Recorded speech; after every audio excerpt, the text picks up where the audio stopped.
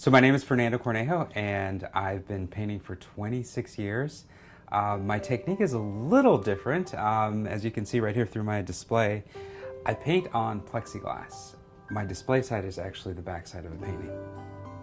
So everything is done in reverse. So as you can see, the way I have my setup is I set my piece down on a block of wood, and when I'm working, I'm actually looking at the mirror, which is giving me the reflection of what's happening on this side.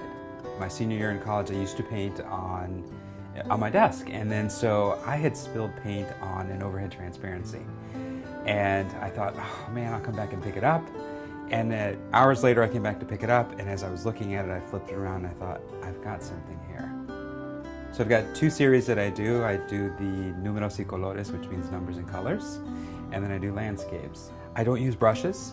I'll use my fingers, and I'll use a sponge.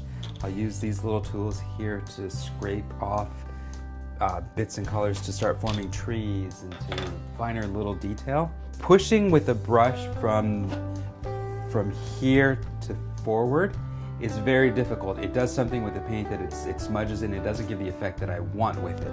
And so I've got this technique down that with my thumb, I'm able to actually rub in the paint and gives you more of a smoother texture. I love when folks come into my booth and they talk to me about it. A lot of times I'm listening to conversations as people walk through and they say, oh, these are great photographs. And it's deceiving. And that's when I kind of step in and say, hey, no, actually, I'd love to tell you about my pieces. And that's when I kind of give them a full description of what I'm doing. I paint by memory. I don't paint on site. I come down here to the studio, I turn my music on, and it just, whatever the mood strikes me is the color palette that I'm picking, and that's how I paint. And mostly when folks like look at my pieces, the way I have them displayed, people will say they're kind of like little windows into time, and I'm capturing a moment that's really the essence of the piece.